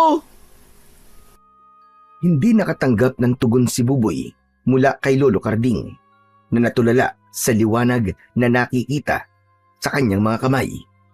Ikinuyom ni Buboy ang kanyang kamao at naglaho ng tuluyan ang liwanag sa kanyang palad. Ngunit si Lolo Karding ay bumakas sa muka ang matinding takot at pag-aalala. Humakbang ang matanda patras habang hindi inaalis ang paningin sa muka ni Buboy. Lumayas ka! Isa kang banta sa buhay ko! Buntik mo na ako mapatay! Isa kang halimaw! Tila paulit-ulit na narinig ni Buboy ang mga salitang binitiwan ng matanda para sa kanya. Pumatak ang masaganang luha sa kanyang mga mata. Bumakas ang galit sa kanyang muka. Hindi po ako halimaw! Hindi po ako halimaw! Dala ng bugso ng damdamin, kahit madilim ang paligid, ay tumakbo palabas ng bahay si Buboy. Parang pinipiga ang puso niya sa masasakit na salitang narinig mula sa kanyang lolo. Akala niya tutulungan siya nito, pero nagkamali siya. Walang tatanggap sa kanya dahil sa kidlat na nasa katawan niya. Habang tinatahak ni Buboy ang daan papunta sa kakauyan, tila nagkaroon ng kulay asul na liwanag ang buo niyang katawan. Maliraw rin niyang nakikita ang daan. Pati ang pilapil sa palayan ay halos masira sa bigat ng hakbang ng kanyang mga paa. Patuloy siyang sumisigaw na hindi siya halimaw. Galit na galit siya. Pakiramdam niya, para na siyang bolang kidlat na tumatakbo na walang tiyak na patutunguhan. Habang tumatakbo, ay panay rin ang kanyang lingon sa hulihan ng kanyang daan. Kaya sa muling pagharap niya, ay hindi niya napansin ang matandang lalaki na nakaharang sa kanyang daan at mababangga niya. Pareho silang bumagsak sa lupa. Naunang bumangon si Buboy at panghuli ang matanda. Gusto sana niya itong tulungan, ngunit baka matulad lamang ito kay Lolo Carding. Abay, pambihira ka naman, bata ka! Bakit hindi ka naman tumitingin sa dinaraanan mo? Nadamay tuloy ako. Tingnan mo. Sandali. Saan nga ba tumalsik ang tungkod ko? Yumuko ang hindi pa niya nakikilalang matanda. Mahaba ang buhok at balbas nito. Maputi yun na kasing kulay ng suot nitong damit. Kakaiba ang matanda na parabang nagliliwanag ito sa kanyang paningin. Ngunit humingi pa rin siya ng pasensya sa matandang lalaki. Mabilis niyang pinunasan ng luha sa kanyang mga mata bago humarap sa matanda na abala pa rin sa pagtingin sa lupa. Hinahanap nito ang nawawalang tungkod. Mabuti na lang at hindi ito napahamak sa kidlat niya sa katawan. Agad na sumalubong sa kanyang pang-amoy ang tila mabangong amoy ng bulaklak na ilang-ilang. Nanggagaling ang samyo na yon sa damit ng matanda.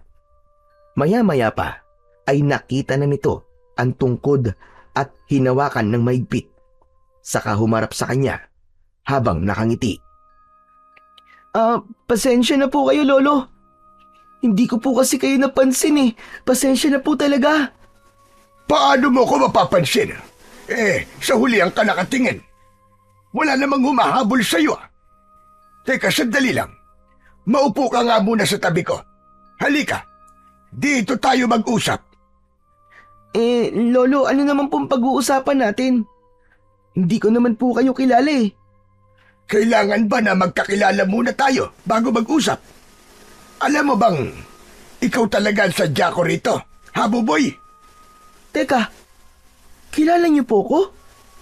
Paano pong ako ang sadya niyo? Lolo Densyo.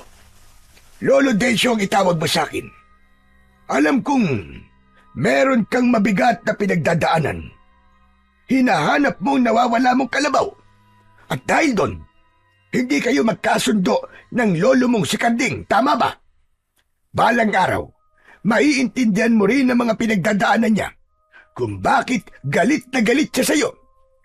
Ngayon ko lang din naintindihan kung gaano kalaki ang nagawa kong pagkakamali sa kanya. Diyos ko naman, Lolo Densyo, tama na, pwede po ba? Ang gulo-gulo na po ng isip ko eh. Huwag niyo na pong dagdagan. Diretsahin niyo na nga lang po ako. Ayoko na pong mag-isip. Ang pagkakaroon mo ng kapangyarihang bolang kidlat ay isang pagtupad sa misyon. Nagulat si Buboy sa direktang pagsasabi ni Lolo Densyo tungkol sa kanyang kapangyarihan. Oh, pambihira. Ikaw naman ngayon ang hindi makapagsalita. Hindi ba't sinabi mong diretsahin kita? Bakit nakatayo ka lang dyan? Hindi mo ba tatanungin kung paano ko nalaman ang tungkol sa kapangyarihan mo? Teka, sandali lang, Lolo Densyo. Nahihiwagaan na po ako sa inyo eh. Paano niyo pong nalaman? Dahil nandun din ako. At kitang-kita ko kung paano ka nagkaroon ng kapangyarihan. Ang kalikasan nagbigay sa iyo ng ganyang klaseng kakayahan. Teka, sandali lang po, Lolo Densyo. hindi pa rin po nagiging malinaw sa akin ang sinasabi niyong kapangyarihan eh. Ay, nakong batang ire. Ang kapangyarihang nasa palad mo ay ang pinakamalakas na sandata laban sa mga aswang na kiwig. Malapit na nilang masakop ang buong baryo. Mabuti na yung ngayon pa lang ay mapigilan na sila. At yun ang sinasabi kong magiging misyon mo. Dahil ikaw ang napiling bagong tagapagligtas ng baryong ito. Teka, sino po ba talaga kayo? Bakit alam niyo po ang tungkol sa akin? Palagi kitang kasama. At alam ko rin ang paghihirap na pinagdadaanan nyo. Ni Carding, isang bagay na pinagsisisihan ko. Nagkamali ako sa kanya. Mabuti pala siyang tao. Pero hinusgahan ko siya. At hindi binigyan ng pagkakataon para magpaliwanag. Kaya ikaw, Buboy, piliin mong maging mabuting tao at gawin mo ang lahat para hindi ka matalo ng galit nang wala kang pagsisihan sa bandang huli. Teka, Lolo Densyo. Gusto ko pong malaman kung bakit nagkamali po kayo kay Lolo Carding at kung ano ang mga pinagdadaanan niya para mas lalo ko po siyang maintindihan. Pasensya na, Buboy. Pero hindi pa ito ang tamang oras para malaman mo ang buong katotohanan, lalo na tungkol sa pagkamatay ng inyong mga magulang. Sa bagay na yan, si Carding ang dapat mong tanungin. Nandito lamang ako para sa batang pinili ng bolang kidlat. Pero, bakit niyo po ito sinasabi sa akin? Ano po bang ibig niyong sabihin? Ang ibig ko sabihin, kailangan mo na malaman ang tungkol sa iyong kakayahan at kung ano ang magiging misyon mo laban sa mga aswang at iba pang kampon ng kadiliman. Pag-aralan mong kontrolin ang kapangyarihan mo para walang mapahamak na ibang tao. At ang tungkol naman sa kwento ng mga magulang mo, sinabi ko na, si Carding lamang ang may karapatang magpaliwanag sa iyo dahil ako man ay nagkamali rin ng paghusga sa pagkatao ng lolo mo. Sandali lang po, Lolo. Wala naman po akong interes sa mga ganyang kwento eh. Ang gusto ko pong malaman ay kung bakit ako po ang pinili bilang bagong tagapagligtas.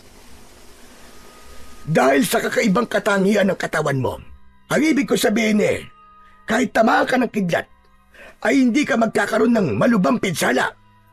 Dahil anak ka ng babaeng unang nagkaroon ng ganitong klase ng kapangyarihan.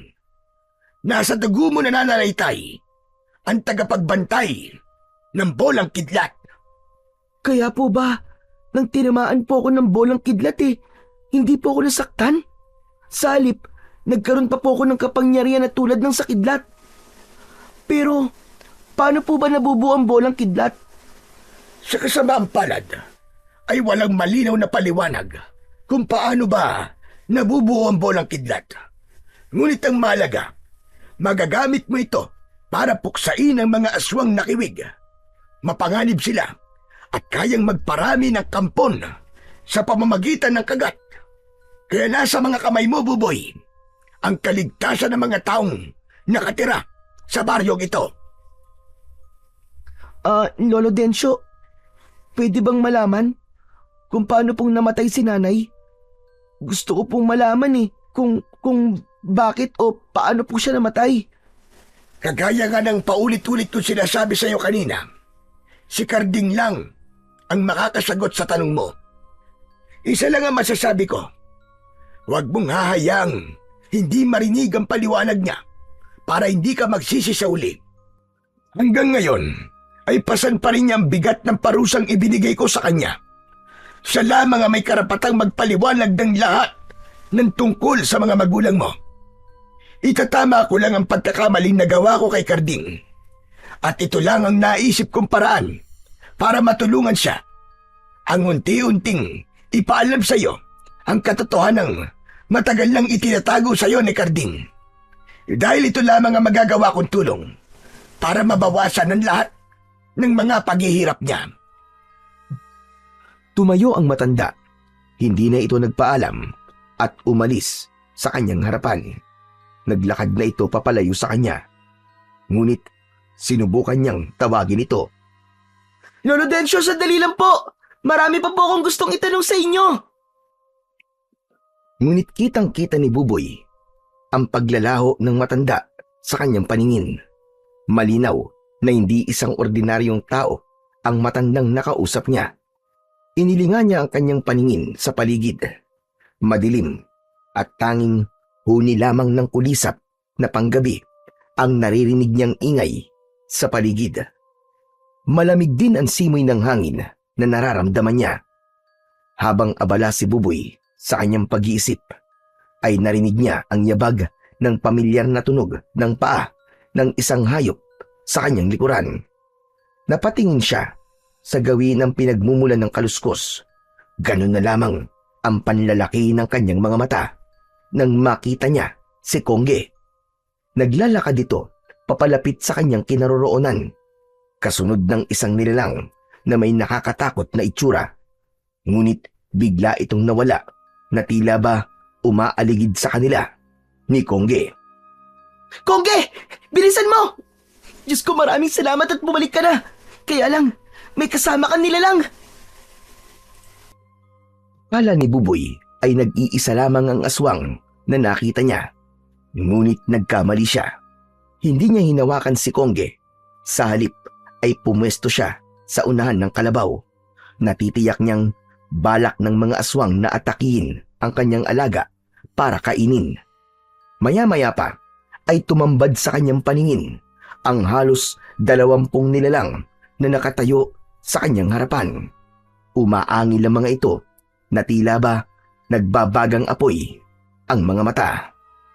Isang malaking pagkakamali ang magpakita kayo sa akin. Ito na ang magiging katapusan nyo. Tutustahin ko kayo. Matapang na banta ni Buboy sa mga nilalang na nakatayo sa kanyang harapan. Umaangil ang mga ito na tila ba sabik sa laman ng tao at ginutom sa loob ng mahabang panahon. Tumutulo ang malapot nitong laway na may kasama pandugo, habang ang mga kuko sa daliri ay nakaturo sa lupa. Indikasyong handa na ang mga ito para umatake. Ngunit nang lumitaw ang malabolang kidlat sa kamay ni Buboy, biglang napaatras sa mga ito at biglang nagsalita ang pinuno ng mga aswang na kiwig. Kung ganun, ikaw pala ang pumatay sa mga tauhan ko. Magbabayad ka, bata ka. Ikaw na rin ang humukay sa libingan mo. Libingan nyo ang hinukay ko. Dahil kayo ang ibabaon ko. Matapang ka. Kung ganun, magpaunahan na lamang tayo sa pagpunta sa impyerno. Hindi ako maaaring magkamali. Kilala kita. Papatayin ko ang kaisa-isang taong mahalaga sa'yo. Bumundol ang kaba sa dibdib ni Buboy nang marinig niya ang sinabi ng pinuno ng mga aswang. Hindi niya hahayaang mapahamak ang kanyang lolo Karding. Si Buboy na mismo ang unang sumugod sa mga ito. Ngunit nagulat siya nang makita ang pagbabagong anyo ng mga nilalang. Naging isang malaking pusa ang mga ito na halos kasinlaki ng tigre. Tila nagkaroon ng ideya si Buboy kung paano niyang gagamitin ang kanyang kapangyarihan. Mabilis niyang inipon ang kanyang lakas. Lumitaw ang malabolang kidlat sa kanyang palad. Naglalagablab yun dahil sa malakas na liwanag ng kuryente. Sa pagtulak niya sa hangin gamit ang palad, lumipad ang mga bolang kidlat. Sunod-sunod ang paglitaw ng mga bolang kidlat sa kanyang palad at pinuntirya ang mga kalaban. Kahit saan magpunta ang mga aswang, ay hinahabol ang mga ito ng lumulutang na bolang kidlat.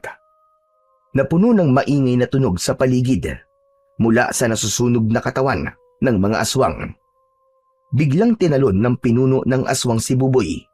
Kinalmot siya nito sa dibdib, ngunit napaso ito at bumagsak sa lupa. Akma na sanang magpapalabas ulit ng bolang kidlat si Buboy nang biglang nakatakbo ang pinuno ng mga aswang nang dahil sa labis na takot. Naglaho ito sa madilim na bahagi ng kakawyan. Iniwan ito ang mga alagad na hinahabol ng mga naglalakad na kidlat. Pinanood ni Buboy kung paanong sumabog ang katawan ng mga aswang, kung saan ay sinusundan ng malabolang kidlat ang malalaking mga pusa hanggang ang mga ito ay masunog at mamatay. Ang iba naman ay sinusubukan tumakas at hinahabol pa rin ng pinakawalang kapangyarihan ni Buboy. Maglalaho lamang ang malabolang kidlat sa lugar na hindi na nararating ng kanyang paningin. At kapag naabutan ng kidlat ang mga aswang, ay lumilikha yun ng tunog na parang sakulog. Dahil sa ingay, nabulabog ang mga ibon sa itaas ng puno, hanggang sa napuno ng usok ang buong palayan dahil sa mga nasunog na katawan ng aswang na kiwig. Muling tinignan ni Buboy ang nakatayong si Kongge. Gusto niya itong hawakan, ngunit pinigilan niya ang kanyang sarili nang masiguradong wala na ang banta ng panganib sa kanyang paligid, ay nagpasya na silang umuwi. Masaya siyang naglakad pauwi sa kanilang bahay dahil sa wakas nakita niya na ang alagang kalabaw ng kanyang lolo na si Kongge. Nagtataka lamang siya kung saan nagpunta ang kalabaw at matagal itong nawala. Pagkalipas ng ilang minutong paglalakad, ay narating na rin niya sa wakas ang tapat ng kanilang bahay. Akma na sanang hahakbang papasok si Buboy nang tila may napansin siyang ilang patak ng dugo sa lupa. Kaya naman, bumundol ang kaba sa kanyang dibdib at iniwang nakatayo si Kongge sa labas ng kanilang bakuran. Naku, hindi maaari ito! Lolo Karding! Lolo Karding, nasan ka? Diyos ko, sana naman walang nangyaring masama sa kanya. Agad na hinanap ni Buboy ang matanda sa loob ng kanilang bahay. Diretso kagad siya sa kwarto ng matanda at naabutan niya itong nagpapalit ng damit. Maputik ang paa nito at may sugat sa braso.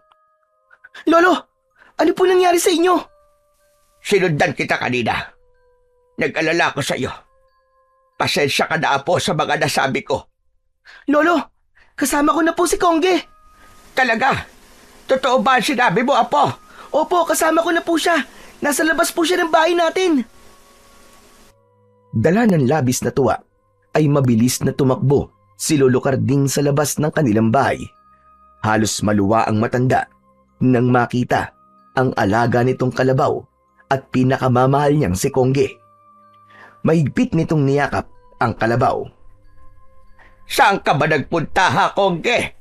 Pinag-alala mo naman ako. Dahil sa muling pagbabalik ni Buboy sa kalabaw, nagbalik din ang sigla ni Lolo Karding. Hindi na ito malungkot, palaging masigla at masaya na itong nakikipag-usap sa kanya. Madalas itong naghahanda ng kanilang almusal at masayang pumupunta sa bukid kasama si Kongge. Pero kahit kailan ay hindi nila pinag-usapan ang tungkol sa kanyang kapangyarihan. Bagamat nalaman ito kung paano niya natalo ang mga aswang na umatake sa kanya, ay naramdaman naman niya na umiiwas ang matanda na magtanong siya. May mga sandali na gusto niyang magtanong kay Lolo Karding ng tungkol sa totoong nangyari sa kanyang ina. Subalit natatakot siyang baka malaman niya ang katotohanan, ay labis naman siyang masaktan. Sa ilang araw na lumipas, niyanig ng isang masamang balita ang buong baryo. Natagpuan ang maraming biktima ng aswang sa Kakahuyan. Wakwak ang tiyan at nawawala ang lamang loob ng mga biktima. Walang patawad ang mga aswang nakiwig, maging ang kalabaw na alaga ng mga taong magsasaka ay hindi nakaligtas sa bagsik ng mga aswang na yon. Ngunit ang masama nito ay kay Buboy ibinibintang ang pagkamatay ng mga tao. Sa pangunguna ni Kapitan, sumugod ang taong bayan sa bahay ni na Lolo Karding at Buboy. Dinig na dinig nila ang malakas na sigaw ng mga tao. Lumiwanag ang mga sulo sa madilim na paligid ng kanilang bakuran habang isinisigaw ang mga paratang sa kanila. Sinasabi ng mga ito na aswang silang dalawa ni Lolo Karding. Patayin ang mga aswang! Si Lolo Karding ang pumatay sa mga alaga niyong kalabaw. At aswang din ang apo niya. Sige, patayin ang mga yan! Walang katotohanan ng mga ibinibintang nyo sa amin ng apo ko, Kapitan. Bakit nyo to ginagawa? Hala, sige. Magsilayas kayo sa loob ng aking bakuran. Hindi kami mga aswang. Hindi! Isa kang aswang, Tatay Karding. Nakita ka mismo ng mga tanod ko. Kaya wag ka nang tumanggi. Tila naramdaman ni Buboy ang bigat at pagkalito sa kilos ni Lolo Karding habang nakatingin ito sa nagkakagulong mga tao. Biglang sinugod ng taong bayan si Lolo Karding habang si Buboy naman ay matapang na humarap sa mga tao. Nakakuyom ang kanyang palad upang pigilan ang paglabas ng kanyang kapangyarihan. Dahil sa kanyang mga pinagdaanan, napag-aralan na rin niya kung paanong kontrolin ang kidlat na lumalabas sa kanyang kamao. Habang kaya niya ring hawakan ang tao na gusto niyang hawakan nang hindi ito masasaktan at mapapasok sa kanyang katawan. Ngunit sa pagkakataong yun, kakaiba ang kanyang nararamdaman. Tila may mabigat na presensya siyang nararamdaman sa mga taong sumugod sa kanilang tahanan. Hindi makalapit ang mga tao na parabang alam ng mga ito ang tungkol sa kidlat na nasa katawan ni Buboy. Isang palatandaan na ang taong bayan na tumutugi sa kanila ay hindi mga ordinaryong tao, kundi mga aswang na kiwig na nagtatangka sa buhay ni Lolo Karding. Isang bagay na hindi niya maintindihan kung bakit gusto ng mga ito na patayin ang matanda. Huwag kayong lalapit sa lolo ko! Kung ayaw niyo masaktan, wala kayong patunay sa mga ibinibintang niyo sa amin. Lalong-lalo ka na, Kapitan! Hindi ko pa rin nakakalimutan ang ginawa niyo sa akin. Niligaw niyo ako sa kakauyan sa sinabi niyong pinagdalan kay Kongge. Akala mo ba, hindi ko malalaman kung bakit niyo yung ginawa? Para ipakain ako sa mga alagad niyo. Ano ka mo? Ano sinabi mo? Huwag na po kayo magmaang-maangan. Walang totoong tao rito. Dahil lahat po kayo ay aswang. Ginawa niyo po ito para makalapit sa amin ni Lolo. Hindi ba't kayo ang pinuno ng aswang na nagbanta sa buhay ng lolo ko? Kayo rin ang muntik na lumantak sa alaga kong kalabaw. Paano ko pong nalaman? Simple lang. Dahil nararamdaman to ng aking kapangyarihan. Hindi na nagulat si Buboy nang magkakasabay na nagpalit ng anyo ang mga aswang. May mga nilalang na sumugod sa kinaroroonan ni Lolo Karding. At nang masaktan ito, ay biglang lumitaw si Kongge. Sinuwag nito ang mga aswang gamit ang mataba at matulis nitong sungay. Bawat tamaan ng sungay ay nagkikikisay ang mga katawan ng aswang na kiwig at agad na nangamamatay. Napasiksik si Lolo Karding sa pintuan habang nag-aalala sa kalagayan ng kanyang apo na si Buboy. Ngunit ang bata ay hindi natinag. Hinarap niya ang mga aswang at agad na nagpakawala ng malabolang kidlat sa kamay. Lumutang yun sa ere. Natakot ang mga aswang at kumaripas ng takbo palayo. Subalit hinabol ito ng hindi mabilang na bolang kidlat hanggang sa tuluyang maabutan at masunog ang mga ito. Nagtataka lamang si Buboy kung bakit ang nag-iisang bolang kidlat ay tila nakabantay kay Lolo Karding.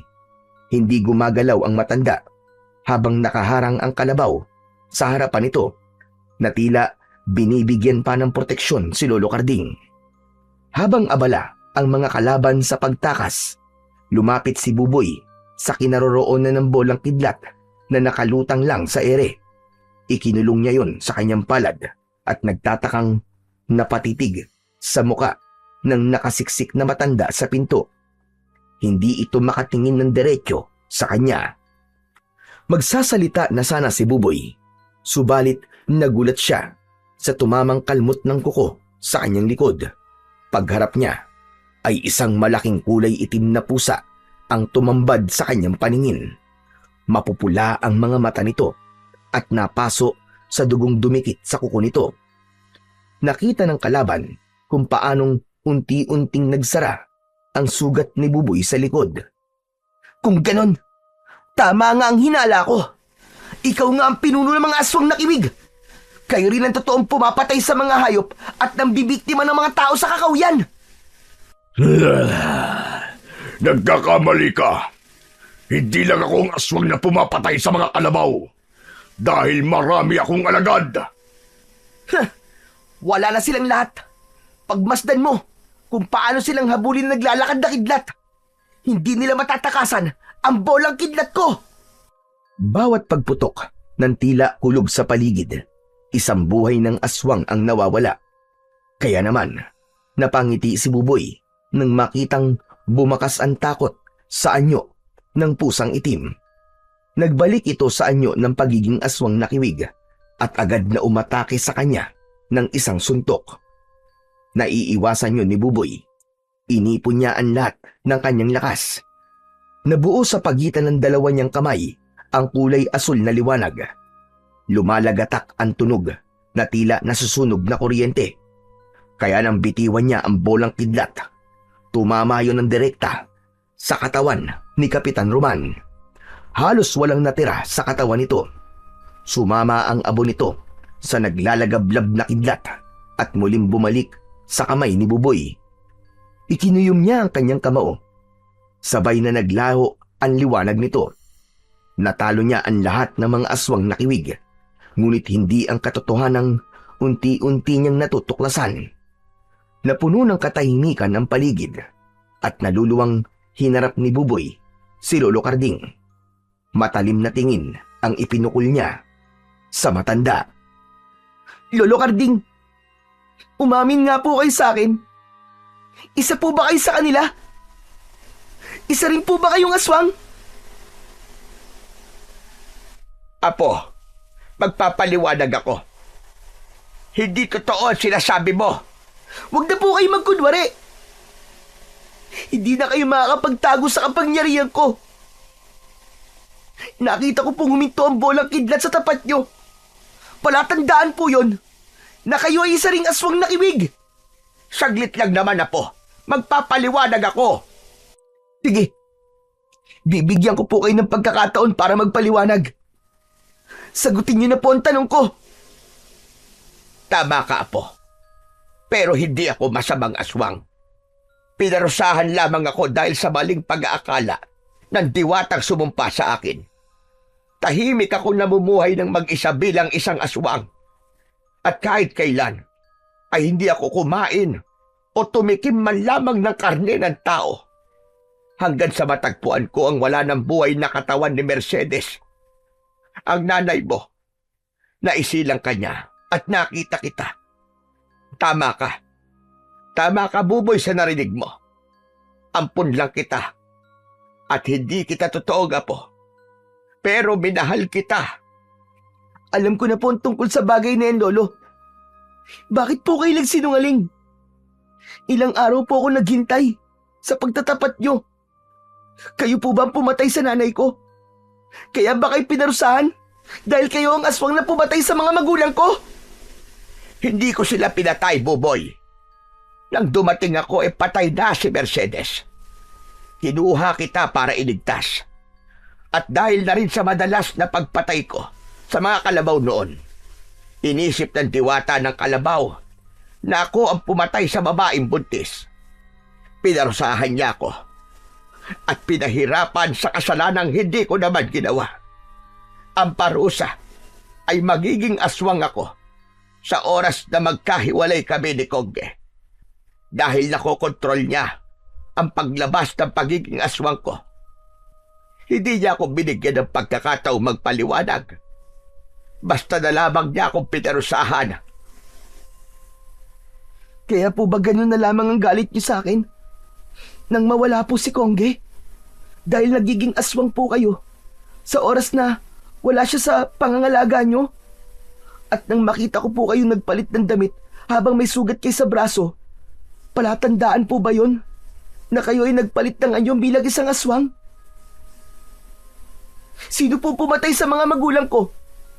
Kung hindi po kayo, sino? Walang maisagot si Lolo Karding sa tanong ng bata. Biglang lumiwanag ang paligid. Lumitaw yon sa katawan ni Kongge.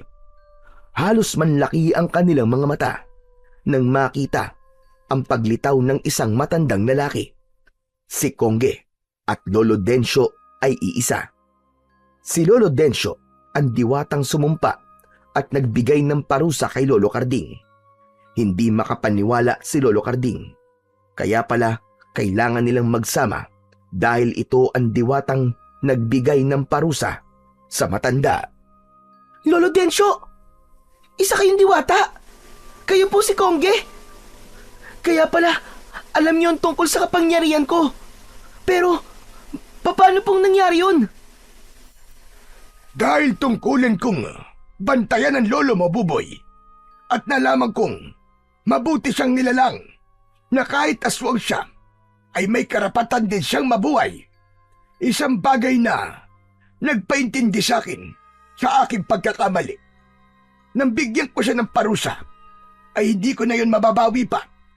Kaya bilang tulong at paghingi ko ng kapatawaran sa lahat ng nagawa ko sa kanya, ako ang nagsilbi niyang proteksyon para hindi siya maging aswang. Nagkataon din na inalagaan ka niya. Minahal ka niya na parang isang tunay na apo. Hindi siya ang pumatay sa nanay mo, kundi si Kapitan Roman. Teka, totoo po ba sinasabi niyo, Tatang Desyo? Wala talaga akong kasalanan. Muntik ko na talagang isipin na ako ang pumatay sa nanay ni Buboy. Patawarin niyo po ako, Lolo Carding. Hindi ko po dapat tinusgahan ng pagkatao niyo. Akala ko po talaga mas mahal niyo po si Kongge kaysa sa akin. Yung pala, si Kongge ang naging proteksyon niyo para hindi kayo maging aswang at magkamaling kumain ng karne ng tao. Lolo Carding, maraming salamat po. At kinupkop at inalagaan niyo po ako. Naluluwang pahayag ni Buboy kay Lolo Carding.